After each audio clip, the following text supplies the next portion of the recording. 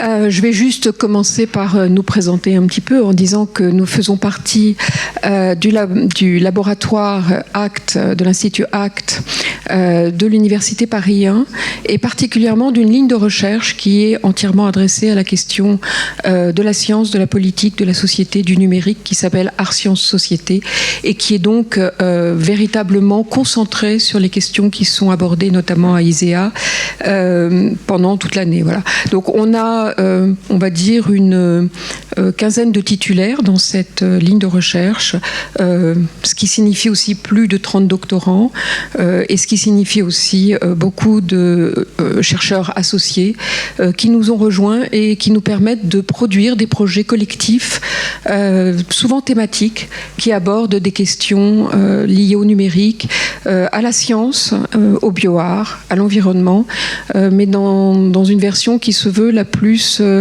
on va dire, prospective possible. Voilà. Je pense que c'est toi, Aurélie, qui parle en premier ou bien Non, c'est Alice. Je crois que c'est Alice. Voilà. Parce qu'en fait, alors donc nous avons Miguel Almiron, qui est professeur en art numérique à l'Université Paris 1, Alice Cuvelier, qui est doctorante et qui va nous présenter sa recherche, Aurélie Herbet, qui est maître de conférence, et moi-même qui suis professeur aussi à l'Université Paris 1. Donc Alice.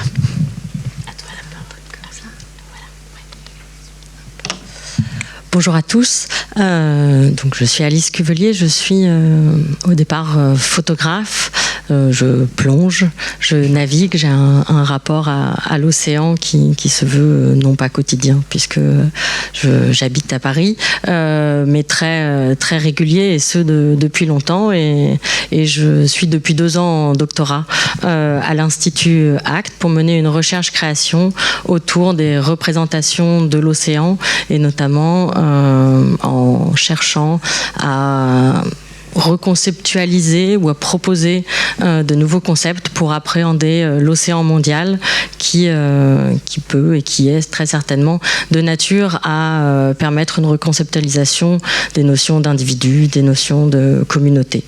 Voilà.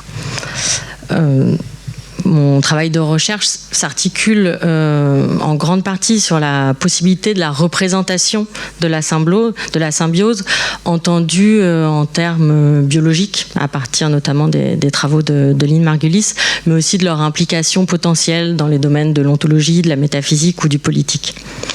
Je travaille principalement à l'Observatoire océanographique de Villefranche avec des biologistes que j'accompagne dans la production d'images et qui m'accompagnent, eux, dans la compréhension des... Non. Hop, je le prends. Et qui m'accompagnent, eux, dans la compréhension de ces organismes que l'on connaît peu et qui nous sont encore très étrangers. Je vais vous présenter quelques images. Certaines sont de moi, certaines sont des gestes collectifs, puisque en travaillant dans une équipe de recherche avec des biologistes, il y a beaucoup d'images qui ne sont pas forcément, que je ne considère pas comme des créations personnelles. L'idée de représenter, c'est aussi l'idée de donner une voix, de chercher à entrer en contact avec celles qui nous sont étrangers et parmi les plus étranges, les planctons qui habitent l'océan et qui d'une certaine manière forment avec nous et tous les vivants non humains un seul et même holobionte. Alors cette entreprise, évidemment, elle est peu aisée et se donner pour projet de représenter la symbiose, ça paraît un peu prétentieux. Ça se heurte en tout cas à de nombreuses difficultés, tant philosophiques que méthodologiques. Et l'image que vous voyez ici, d'ailleurs l'écran lui rend pas si mal hommage que ça, est issue d'une première série qui s'appelle Mère, qui est un peu le début de ma recherche et qui est avant tout un constat d'impuissance de cette représentation qui je crois, comme Astrida Nemanis, qui est une philosophe aquaféministe qui travaille beaucoup sur l'eau et avec qui je prends plaisir à échanger. Si représenter reste toujours impossible, il ne faut jamais arrêter d'essayer. Et donc cette première série d'images ont été prises sur plusieurs années à la chambre photographique dans des bateaux au plus proche de l'eau. Donc, quand on connaît l'utilisation de la chambre photographique, on a une idée de la difficulté de l'embarquer en mer. Et elles ont ces images qui sont des gros plans de surface de l'eau, sont en fait des installations. Elles ont vocation à être présentées dans des espaces relativement étroits, donc pas du tout comme vous les voyez là, où la circulation, ou en tout cas la distance à l'image fait qu'on ne peut les appréhender que partiellement, que dans un acte de déambulation et de découverte partielle. Et elles sont, pour moi, c'est un premier geste de tentative d'appréhender par la sensation le rapport à l'eau et à ce qui s'y passe, et d'appréhender aussi cette frontière absolue qui est la surface de l'eau. Bien sûr, on peut plonger avec des bouteilles, mais l'océan reste aujourd'hui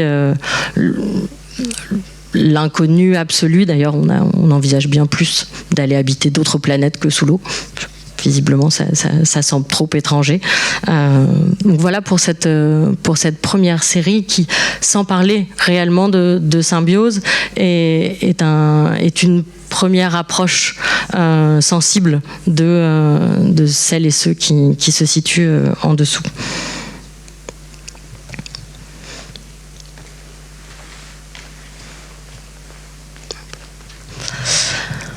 Alors cette deuxième image est un travail collectif, puisque je l'ai dit, je suis en résidence régulièrement à l'Observatoire de Villefranche, où j'ai appris à manier des instruments d'observation tels que les séquenceurs génétiques ou les microscopes électroniques. Et c'est donc une image au microscope électronique des planctons recueillis dans la baie de Villefranche. C'est d'ailleurs même un microscope électronique à balayage, qui est aujourd'hui l'outil le plus perfectionné lorsqu'on veut observer des planctons, qui nous permet d'avoir les meilleures résolutions et d'observer leur structure, leur physiologie, mais qui ont, pour moi, et je la montre quasiment comme un échec, d'ailleurs je crois que je ne vais vous montrer que des échecs aujourd'hui, partiels et enthousiasmants, mais des échecs quand même. Donc si le microscope électronique permet de montrer la structure des individus, ou parfois même pour les biologistes qui savent lire les images, une partie de leur physiologie, elles ne permettent pas, de par leur principe d'utilisation, d'observer les comportements des planctons, puisque ceux-ci en général sont morts quand ils arrivent sous le microscope électronique, ni les comportements ni les interactions. De plus, l'image qu'on voit ici n'est pas une image de plancton sorti de l'eau, c'est une image c'est une composition numérique de plusieurs images de plancton qui a été placée sous fond noir, et ces images sont aujourd'hui, pour les biologistes, ce qu'il y a de mieux en termes de représentation des individus plancton. Image qui, à moi, artiste, me semble bien pauvre quand il s'agit de représenter des vies bouillonnantes qui se nourrissent les uns des autres, qui ont des pratiques sexuelles que l'on n'imaginerait même pas, et qui ont une vie bouillonnante. Alors ce fond noir est bien utile, la lisibilité des espèces est bien utile. On voit même qu'il y a une partielle superposition entre les individus qui pourrait nous laisser croire que tout ça est très naturel. Ma foi, je pense que tend surtout à donner, même si c'est très important, une vision relativement taxinomique ou esthétisante, fixiste quasiment en tout cas, d'une réalité plus vivante. Tac. Comme ça.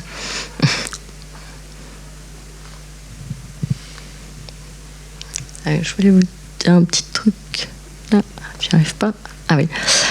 Juste parce qu'on va en parler après. Au milieu de l'image, vous voyez une grande chaîne de petits cylindres ou de petits cubes, ça dépend si vous êtes loin ou près, qu'on appelle une diatomée, qui est un phytoplancton, enfin un individu phytoplancton.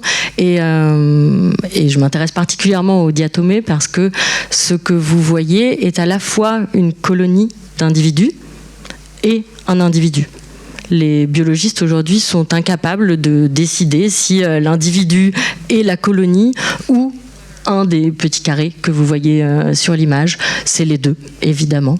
Même si parfois on voit une diatomée seule, errante, enfin en tout cas un des petits carrés errante, qui se laisse porter au fil de l'eau avant de reconstruire une colonie. Et on le voit peu, mais on voit quand même qu'il y a comme plusieurs couleurs au sein de ces petits cylindres. Et ces diatomées vivent une vie symbiotique avec des cyanobactéries qui habitent leur centre et qui leur permettent de se nourrir par photosynthèse. Et ce ne sont pas deux individus séparés, c'est pas des parasitismes, c'est pas deux individus, c'est un seul et même individu de leur naissance à leur mort, qui vivent ensemble. Voilà. On va les revoir après.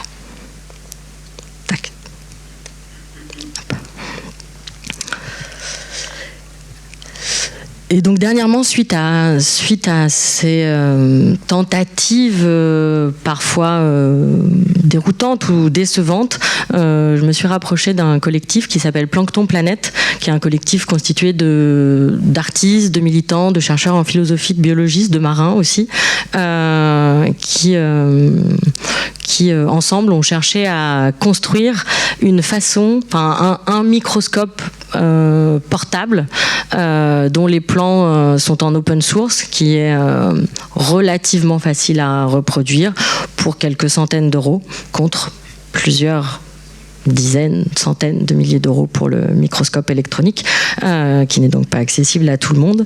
Le planctoscope, lui, voilà, est un tout petit appareil qui a vocation à être embarqué sur les navires de croisière et permettre à tout un chacun, en tout cas au plus grand nombre, de faire l'expérience de la rencontre avec les planctons. L'idée du collectif dont je fais partie maintenant est de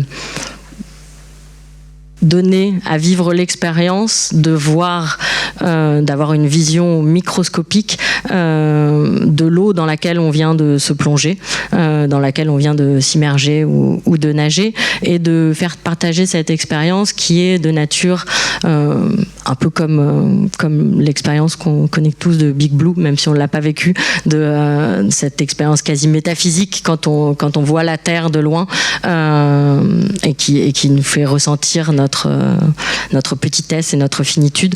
L'idée, voilà, est de donner à sentir l'expérience de la mise en contact avec les planctons. Alors comme je dois me dépêcher, éventuellement je peux passer la main et ne pas finir.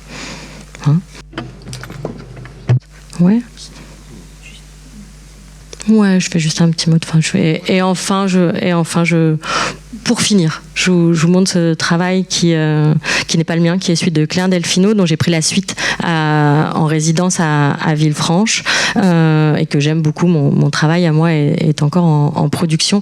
Cette image est issue d'une série qui s'appelle Être à la dérive, et qui a justement été prise au microscope électronique à balayage, celui dont je vous parlais au début, celui qui donnait ces images un peu froides et esthétisantes. Et Claire pris plusieurs clichés d'une même diatomée, enfin c'est aussi une diatomée dans diverses positions, et recréer des chutes ou des mouvements de ces individus pour tenter de représenter une expérience de leur individualité et de leur vie. Les tirages sont des cyanotypes, donc c'est un procédé ancien et relativement classique de la photographie, et à sa suite je suis en train d'extraire les cyanobactéries de ces mêmes diatomées qui sont photosensibles, pour en faire une substance qui est imbibée, enfin qui enduit des papiers pour produire des tirages de ces planctons, tirages où les planctons sont donc représentés sur le papier et sur le papier réellement. Évidemment, ce sont des tirages qui ont une durée de vie extrêmement courte. Voilà.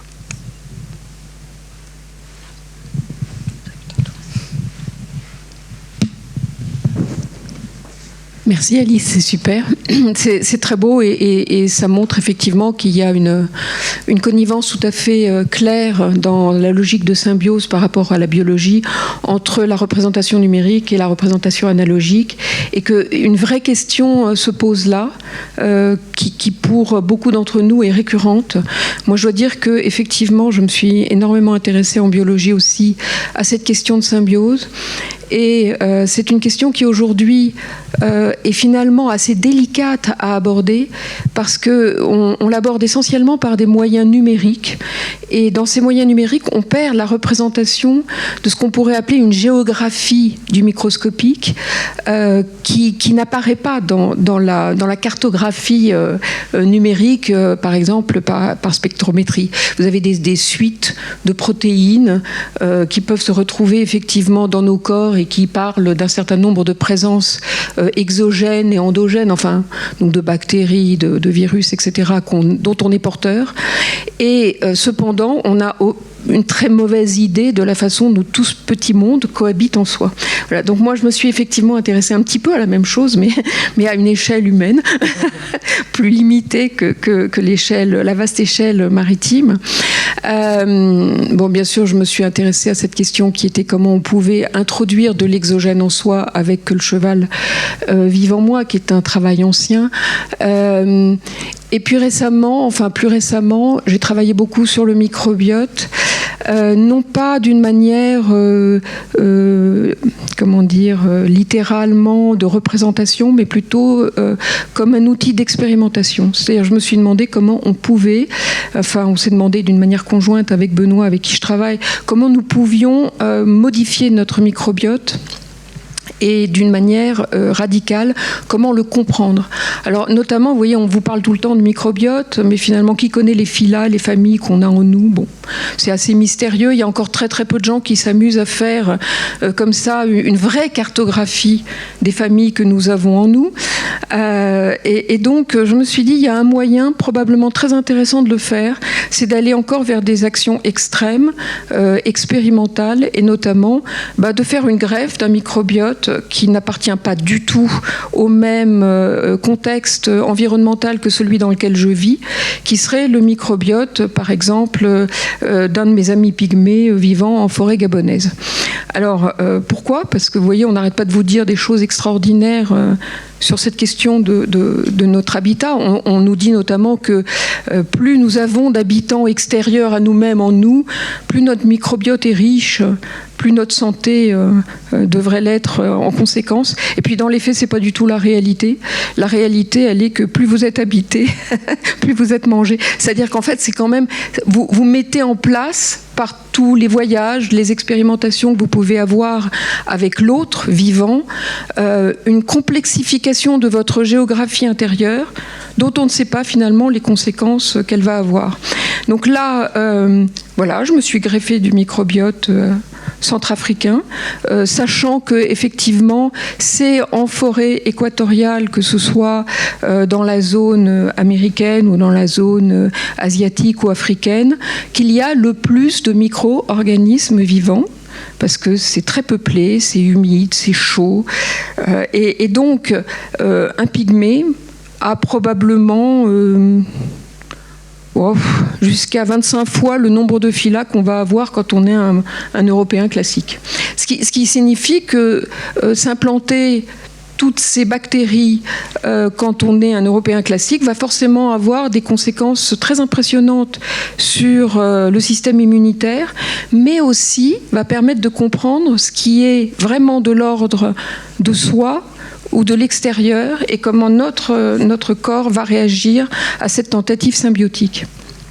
Donc là, j'avais écrit un article, Art and the Microbiome, pour la revue Performance Research, dirigée notamment par Jens Hauser et Lucy Stocker, qui est un ouvrage qui se pose la question de la micro-performativité, parce qu'effectivement, il s'agit d'une performance, mais elle n'est pas visible autrement qu'à l'échelle microscopique.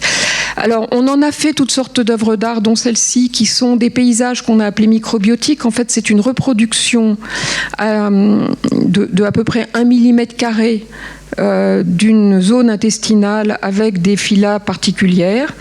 Elles sont contenues dans la cire qui compose ce paysage en réel, donc elles sont figées, ce qui est une manière classique de conserver des éléments de biologie en laboratoire, mais on a là une représentation qui est une représentation qui échappe à ce que les scientifiques peuvent avoir aujourd'hui avec le numérique, c'est-à-dire que pour l'obtenir, on a dû repartir vers l'analogie et vers la microphotographie intestinale. Alors pour vous dire la complication, il a fallu qu'on trouve quelqu'un qui était parti à la retraite pour le faire, parce qu'il n'y a plus personne qui sache faire ça, ni à l'INRA, ni à l'INSERM. C'est des techniques qui sont oubliées et qui pourtant mériteraient d'être toujours conservées dans la mesure où on se rend compte, grâce à ces cartographies, que le numérique oublie la façon dont les filas, dont les bactéries cohabitent. Voilà. Et là, on voit qu'il y a effectivement une cohabitation dans laquelle certaines bactéries vont prendre le dessus sur d'autres, ce qui n'est pas visible, évidemment, quand vous n'avez qu'un ensemble spectrographique des protéines en présence. Alors, je me suis amusée à faire comme ça une espèce de roue contenant l'essentiel des bactéries. Alors, bien entendu, il n'y a pas tout le monde, on va dire, mais il y a quand même une grande partie des bactéries qui m'habitent. Sauf que vous allez avoir leur nom, mais au lieu d'avoir leur nom, en détail sur chaque morceau de camembert, vous avez probablement la provenance de la bactérie en question. Parce que avant de faire cette greffe de microbiote pygmée, dont vous vous rendez compte que le corps va lui-même lutter contre un certain nombre de rencontres qui ne correspondent pas à la symbiose qu'il a le souhait d'avoir, c'est-à-dire qu'évidemment, votre système immunitaire lutte, comme avec le sang de cheval ou autre, on est quand même là pour empêcher l'invasion. Et puis d'autres se sont ancrés, et on s'en rend compte quand on fait ce type de travail, de recherche, de l'ensemble de ce qui vous habite, on se rend compte que tous les endroits où nous sommes allés ont laissé une trace biologique. Et donc, il y a un peu de Japon, un peu d'Australie, un peu d'Afrique, un peu... Bon. Et ce qui est très intéressant, c'est que, inévitablement, on en a fait avec Benoît une nouvelle merde d'artistes à l'heure de la globalisation. Parce que, objectivement, le problème, c'est que quand vous avez Manzoni qui fait une conservation de sa merde d'artiste dans les années 60, c'est un homme qui est mort assez jeune, il n'était même pas quarantenaire, et il avait finalement des selles assez classiques, puisqu'il n'avait pas voyagé à travers le monde. Donc, il avait des selles européennes. Bon. Maintenant, si on regarde nos selles, on peut avoir en même temps la fierté et la frayeur de constater qu'elles contiennent le monde entier. Et dont on ne sait pas finalement, dans ce constat, s'il est dangereux ou pas dangereux. Parce que dans les faits, moi ce que je peux constater, c'est qu'on a un système immunitaire ultra chatouilleux aujourd'hui, avec une explosion des maladies auto-immunes, qui ne sont autres que des maladies correspondant à une hyper-réaction du système immunitaire, à une présence de plus en plus complexe. Alors souvent, on s'est dit, tiens, voilà, c'est complexe parce que c'était chimique, mais en fait, non. Moi, je pense que c'est complexe parce que ça vient de partout et que vos systèmes immunitaires doivent s'adapter à ça. Donc, c'est une expérience qui nous a permis, en allant vers l'extrême qui était intégrer cette dimension de l'autre centrafricain, qui nous a permis de comprendre que oui, nous n'étions plus spécifiquement européens. Au fur et à mesure que nous voyageons, nous collectons comme ça un ensemble d'organismes et d'existences mondiales.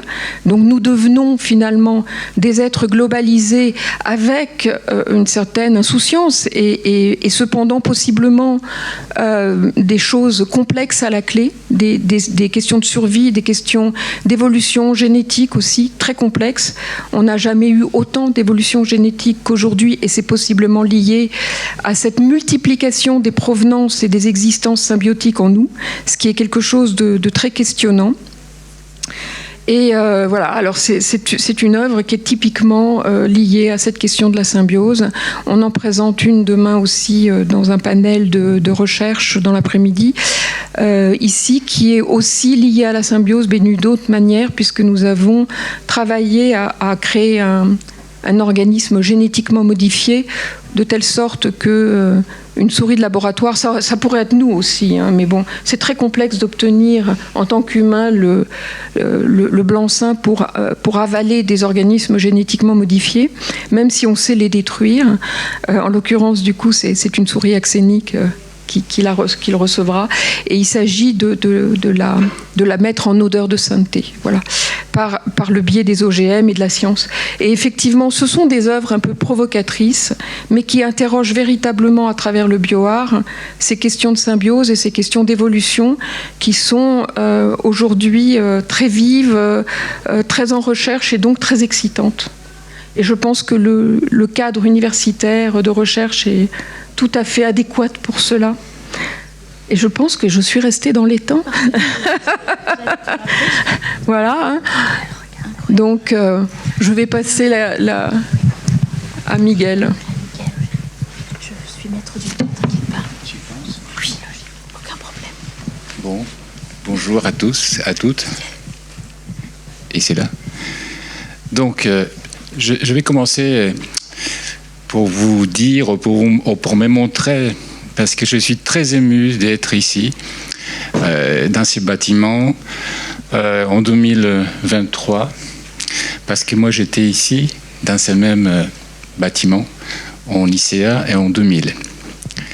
En ICA 2000, j'ai eu l'opportunité de travailler avec Emmanuel Kins, avec qui on a invité, et on a été avec lui, avec Estelle Arc. Donc, figure éminente, justement, de cette époque-là, en fait, dans les années 2000. Dans les années 90, il y avait justement toute cette histoire d'une réflexion, d'un travail justement du corps, des enchaînements, de l'idée de la symbiose avec des technologies.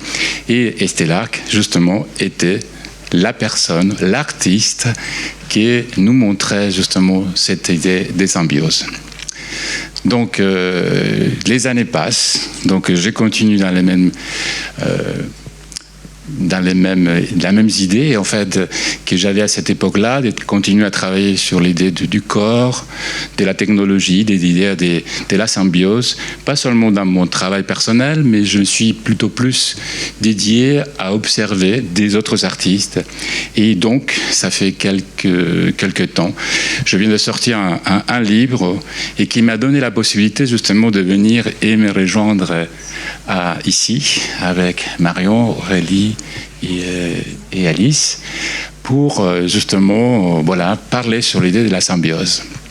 Et donc j'ai choisi seulement 2 artistes, donc peut-être pas des artistes en soi, mais la première en fait c'est cette œuvre c'est de Max Aguilera qui justement il nous confronte dans une situation d'aujourd'hui qui à cette époque-là, dans les années 90 et peut-être en avant, avec une littérature plutôt plus fantastique, de science-fiction, on avait cette idée justement d'avoir ou de pouvoir établir une relation avec des autres êtres complètement différentes, pas des chairs et des os, sinon simplement des chairs numériques, qu'à l'époque justement j'avais travaillé ces concepts.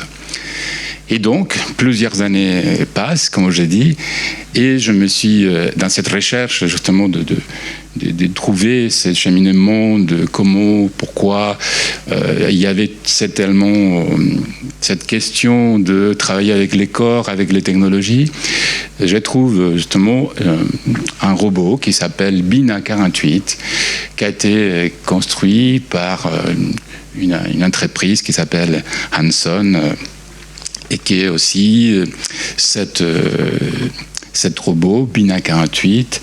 C'est justement une espèce de démonstration d'une possibilité de continuer avec la vie, c'est-à-dire éternellement. Donc l'idée de l'immortalité. Donc derrière justement cette robot se trouve cette idée qui pour moi à l'époque, dans les années 90, qui ça était peut-être une idée assez un peu étrange, l'idée de cette mariage entre la chair et le silicium. Donc voilà, je les vois dans la peau, on dirait dire, la peau numérique, autre concept justement, des Bina 48. Donc si vous pouvez, justement. Donc ça c'est simplement un portrait de cette Bina 48 et qui c'était très intéressante aussi parce que ça montre cette idée des partages, des communications, des dialogues entre des artistes avec ces autres êtres. On pourrait dire humains et non humains, un peu plus large en fait, mais bon, dans ce cas-là. Et que justement, c'est Bina 48 a la possibilité d'avoir, comme tout humain, son propre portrait, donc avec toute cette finesse dont l'artiste va dans l'observation et dans cette va-et-vient dans la ligne, il va découvrir, ou il va nous montrer justement cet être numérique. Donc la deuxième, c'est une artiste qui s'appelle Neri Oxman et qui c'est un projet qui s'appelle Lazarus, au Vesper. Donc Neri Oxman, peut-être, c'est une artiste, un designer qui travaille à l'MIT, architecte, qui a fait toutes ses études après l'architecture au MIT, et donc travaillant avec des nouveaux matériaux qui vont être construites à travers justement l'utilisation des technologies des pointes, comme des imprimantes qui vont utiliser des différents matériaux, des différentes matières, parce qu'il y a des différences aussi, et qui vont construire justement cette œuvre que vous voyez en fait qui s'est posée sur le visage d'un garçon, ou bien c'est l'autre œuvre en fait qui s'est tenue dans les mains de cette fille. En fait, ce qu'on voit ici sont une espèce de urnes de mort en fait, dans laquelle on garde toute la dépouille, on pourrait dire comme ça, de quelqu'un, et qui, à l'intérieur de cette urne, va continuer à vivre. Bon, je m'explique, parce qu'en fait, c'est peut-être j'ai mal expliqué. Donc, Neri Oxman va construire cette œuvre qui s'appelle Lazarus, en fait, qui fait référence justement à cette idée d'immortalité. Donc, dans la Bible, en fait, qu'il sort, justement, Jésus, l'idée de sortir, justement, après qu'il était mort. Et donc, il rejoint sa famille. Et Lazarus, dans l'idée de Neri Oxman, c'est créer, justement, cette masque, qui sont des masques funéraires, et dans laquelle il aurait injecté les derniers souffles d'une personne avant de mourir. Une fois que ces souffles rentrent, cet air rentre à l'intérieur de cette espèce de capsule, cet air qui va être, cette capsule qui va être fermée, il va être en contact avec des différentes bactéries qui vont justement vivre, donner naissance à des autres formes à l'intérieur de formes vivantes.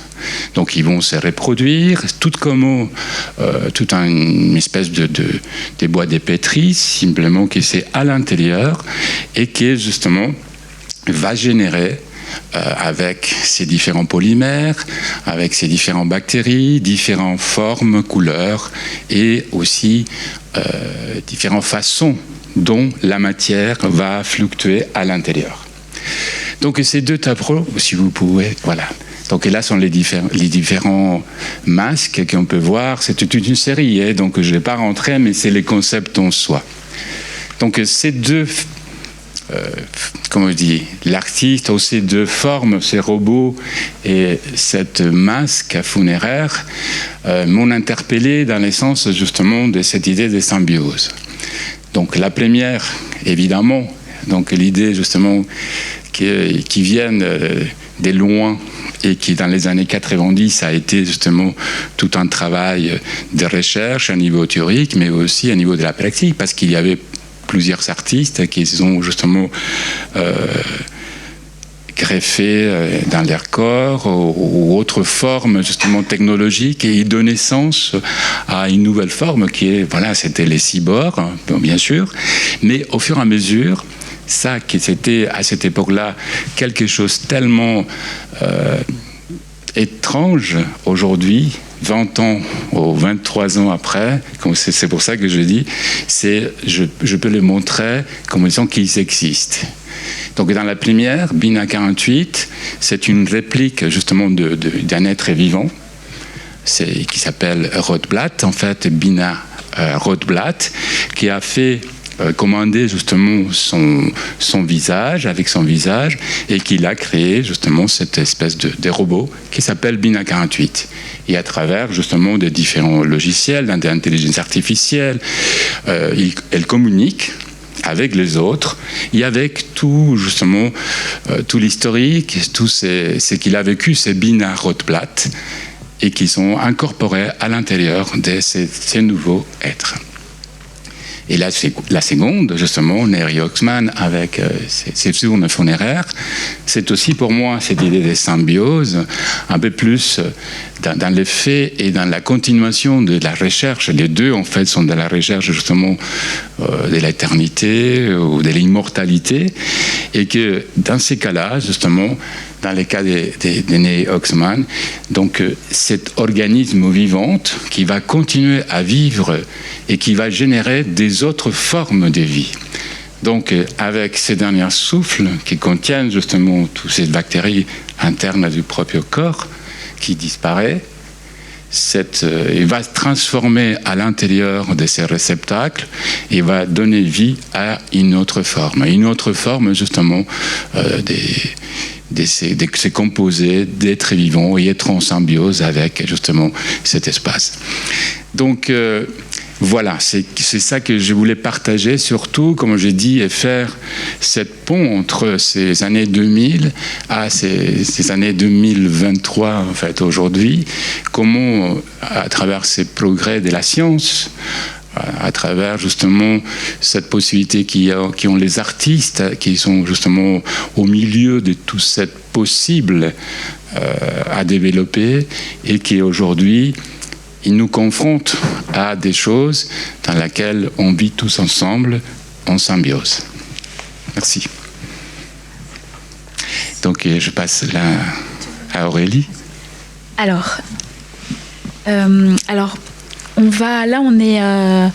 Vous avez vu des pratiques très variées, mais on fera une petite conclusion à la fin de ce panel.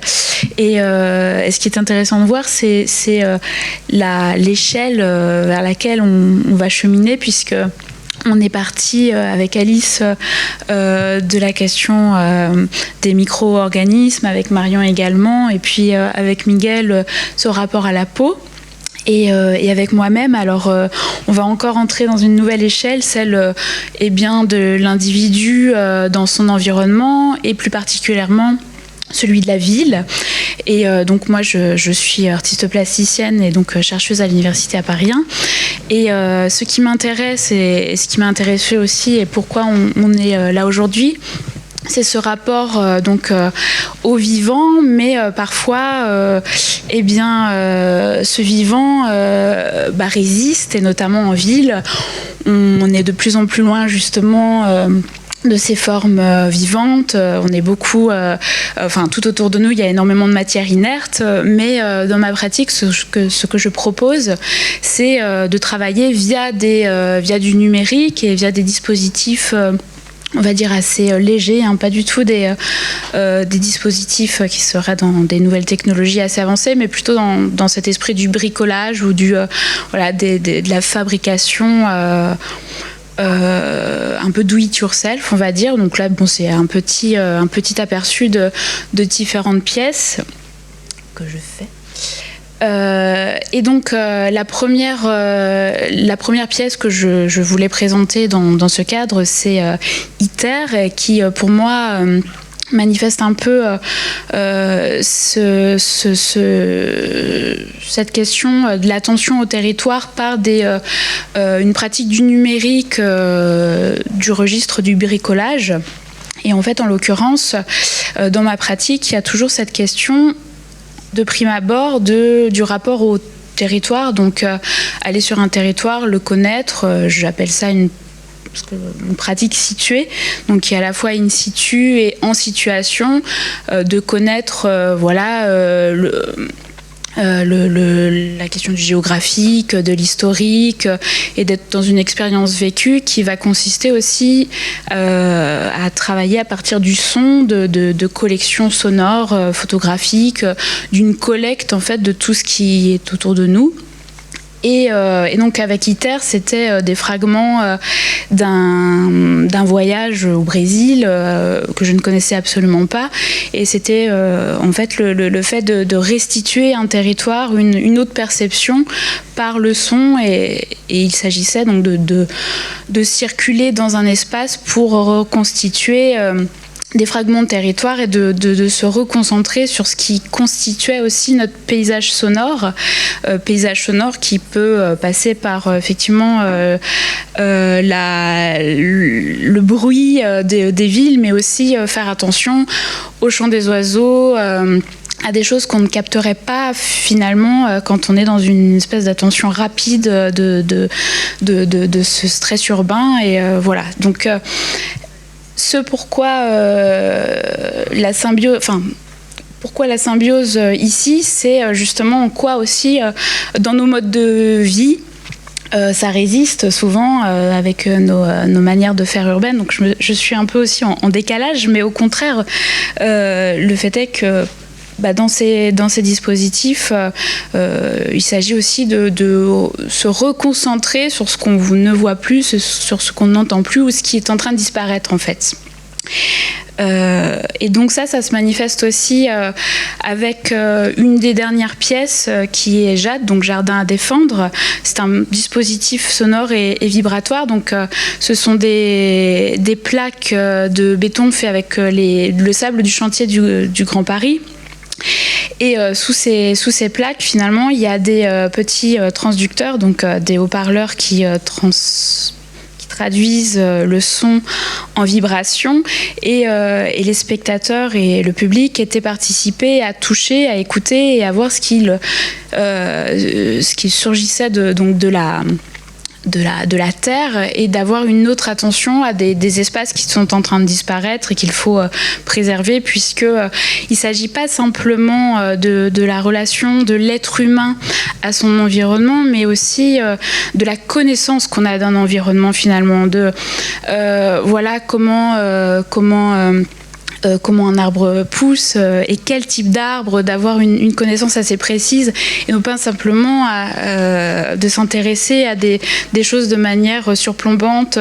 On entend beaucoup parler d'espaces verts ou de vivants en ville ou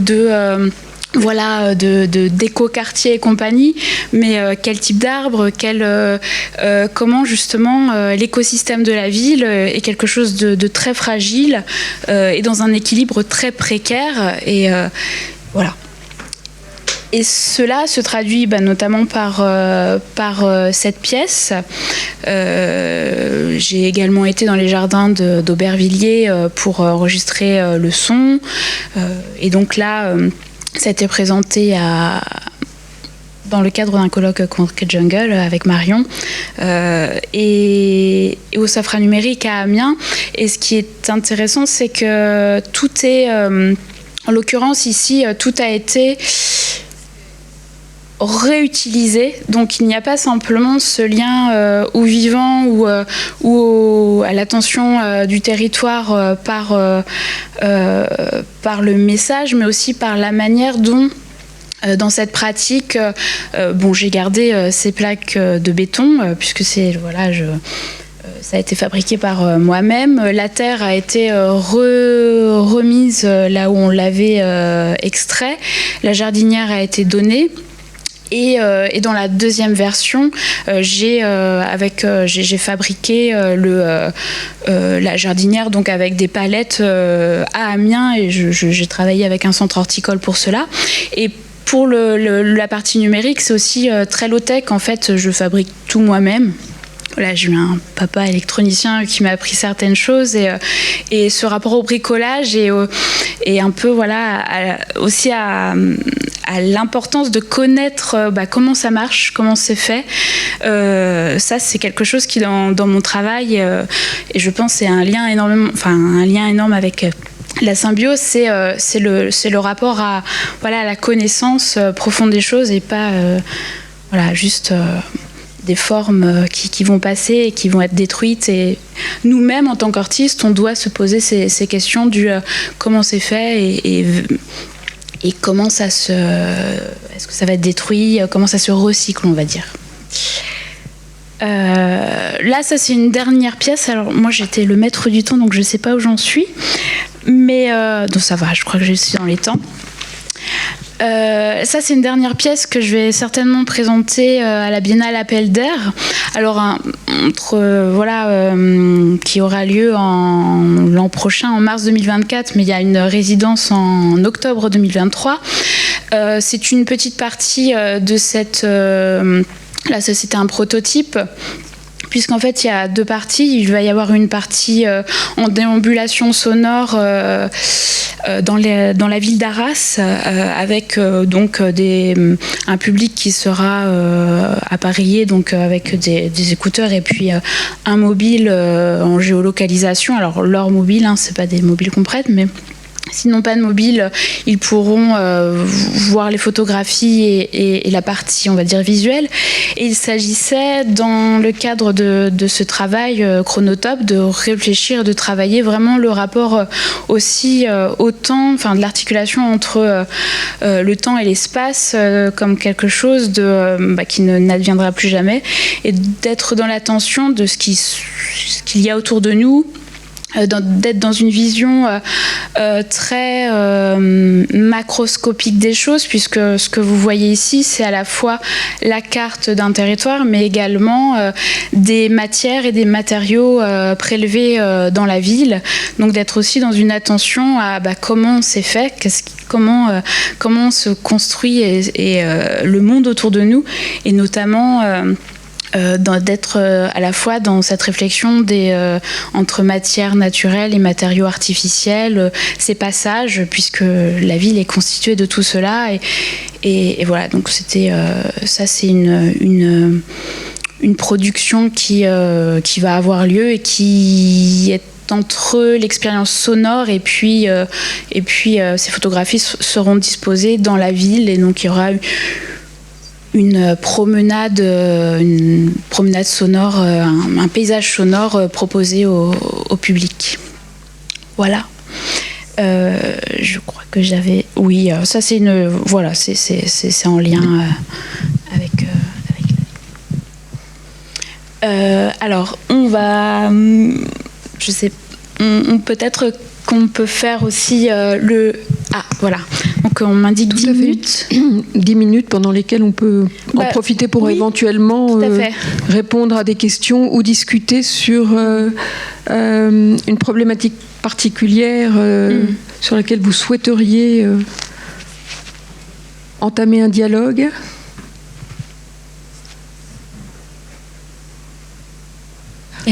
Oui. Est-ce qu'il faut... Merci. Peut-être qu'on s'entend. Le micro. Il y a 2 personnes là.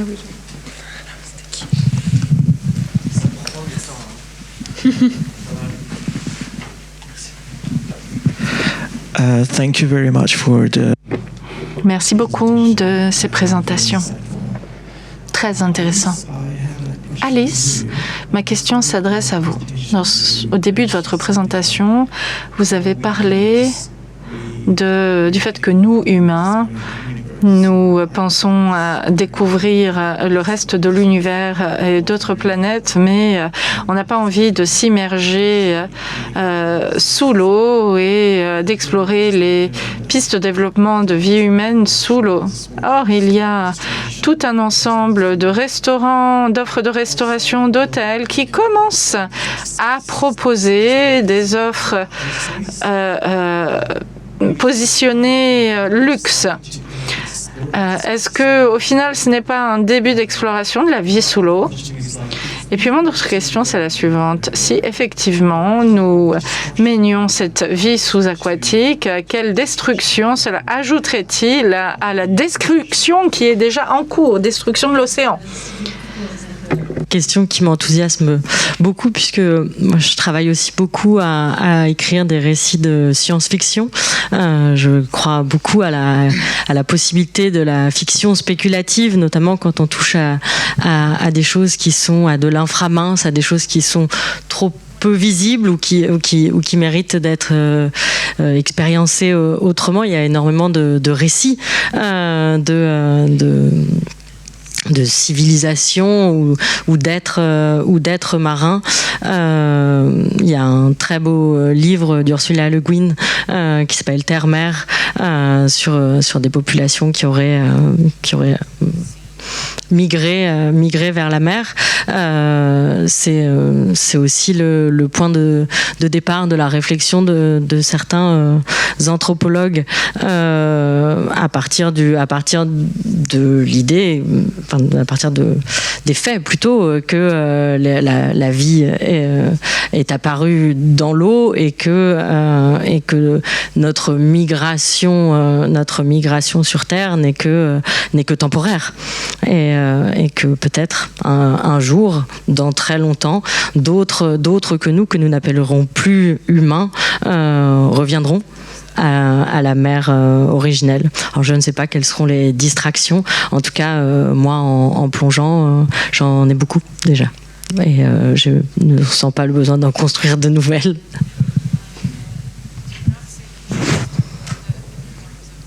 Thanks. I have a question for Marion. Ma question s'adresse à Marion. Vous avez montré un biodiagramme et en lieu et place des noms d'espèces, vous aviez décidé de reformuler. Donc, dans quel contexte tout ceci s'inscrivait-il? Quelle était votre démarche? Sur le diagramme, il y avait des noms qui étaient scientifiques. Et on peut ensuite voir le lieu d'origine et la raison pour laquelle on l'a trouvé là. C'est un petit peu comme dans un journal, sauf que c'est un journal un petit peu étrange. Puisque tout ceci est vu du point de vue de la bactérie. C'est très intéressant, parce que à mes débuts, j'avais travaillé avec tous les centres de recherche de l'Université de San Diego. Et je voyais bien qu'ils ne savaient absolument pas d'où viennent ces bactéries. Tout cela reste très expérimental. Personne ne sait vraiment ce qui se passe. Et j'ai découvert bien plus de la zoobiologie qui étudiait bien plus cette question de la raison pour laquelle il y avait certaines filières, par exemple, porcines en Afrique, etc. Et cette cartographie, je me suis rendu compte qu'elle ne serait pas possible, sauf par le biais du travail de zoologistes, enfin zoologues ou d'anthropologues, qui travailleraient sur cette zoologie. Et C'est ainsi que je me suis rendu compte que, par exemple, je pouvais en avoir une expérience assez similaire à celle des pygmées ou des aborigènes en partageant tout simplement un repas. On n'avait pas une connexion directe, mais on mangeait le même kangourou. C'est donc un mystère. Pourquoi sommes-nous en symbiose réelle avec beaucoup de choses autour de nous? Et avec ce projet d'excrément de nouvel artiste, on s'est inscrit dans une démarche bien particulière. Probablement d'ici à 20 ans, on ne pourra pas voyager autant et auparavant, eh bien, il y avait encore une relation différente. Et du point de vue de l'évolution, d'ailleurs, il y a peut-être un petit danger parce que tout ceci évolue à la vitesse grand V.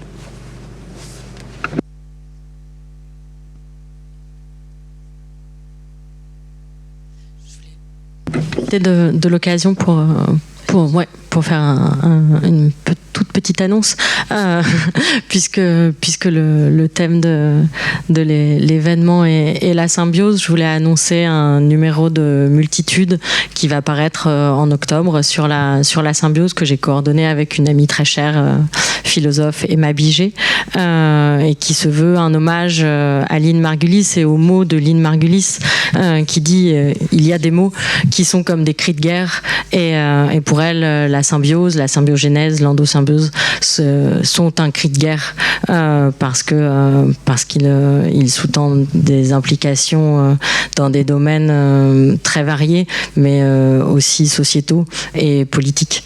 Et donc je suis très heureuse que ça soit le thème de l'ISEA de cette année, parce que ça veut dire qu'il y a beaucoup de gens qui réfléchissent à toutes les implications politiques notamment, qui peuvent être induites par la symbiose.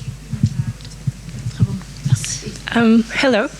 Et ça témoigne de l'activité universitaire, aussi bien en création qu'en recherche. Exactement. Sorry, I think I have one last question. Thank you so much. Merci beaucoup de vos présentations extrêmement intéressantes. J'ai également une question pour Marion. Vous avez dit que vous aviez pris le microbiome de quelqu'un d'autre, qui vous avait été injecté dans votre propre corps. Quelle a été votre expérience? Est-ce que vous avez ressenti une certaine connexion car leur microbiome avait été injecté en vous, que ce soit du point de vue politique, du point de vue de l'alimentation aussi? Est-ce que vous avez senti un lien, une connexion? Quelle avait été l'origine de la décision? En français, je veux dire. Dans les faits, j'ai beaucoup vécu en Afrique centrale, et notamment pour travailler justement sur des rites religieux qu'on appelle le Bwiti au Gabon et au Congo, au Cameroun aussi, qui sont des rites initiatiques d'approche de la mort dans lesquels on recentre son essence, on trouve quelle est son essence. Et en général, c'est une essence animale, ce qui est déjà une première symbiose étrange. J'ai beaucoup d'amis dans ces cadres-là, parce qu'une fois qu'on rentre dans ces cadres initiatiques, on n'est plus un étranger, on n'est plus appelé que par son nom d'initié, qui est un nom animal en général, hein, donc je suis un gorille. et dans cette situation, ça n'est pas compliqué, en tant que gorille, de m'adresser à un collègue du même groupe religieux pour lui dire, et si on échangeait nos intérieurs pour comprendre si ça fonctionnait, et si on pouvait être au-delà de soi-même, si je pouvais moi aussi devenir un être forestier, pas seulement par des traditions chamaniques classiques, mais plutôt par tout simplement la biologie. Et à partir du moment où des idées sont très très ouvertes dans des cadres chamaniques, parce que la question c'est une grande curiosité à l'égard du vivant qui émane de ces rituels, notamment c'est des rituels dans lesquels la parole du dernier initié est toujours entendue, c'est-à-dire qu'il n'y a pas de hiérarchie importante par rapport à l'autre. Eh bien on fait ces expériences s'il a envie de le faire, de même qu'on se soumet aux expériences des autres. Bon, par exemple voir pour eux s'ils en ont besoin, et ainsi de suite. Et c'est une expérience qui, pour moi, me semblait être la plus simple à mettre en œuvre pour comprendre quelle était la radicalité de cette globalisation dans laquelle on se plonge, c'est-à-dire cette capacité qu'on a ou pas à absorber l'autre dans tous les cadres environnementaux où on voyage. Et je pense que oui, ça modifie considérablement tout, y compris le psychisme. Et ça pose énormément de questions sur la question de l'adéquation entre l'être et son environnement aussi, et sur la survie de cet environnement. C'est très complexe, c'est-à-dire que ce qui m'a intéressé dans ce cadre, c'est comment on pouvait analyser le monde dans sa complexité par des expériences corporelles un peu extrêmes. Et c'est un peu sans fin, parce que finalement on découvre toujours la suite des conséquences de cette action qui permettent de comprendre justement cette complexité et le danger qui est derrière. Après, effectivement, ça demande beaucoup d'intimité avec les familles en question. Mais bon, à partir du moment où, comme on dit, on est dans la famille, on est dans la famille. Voilà. Je suis plus complètement française depuis longtemps. Merci.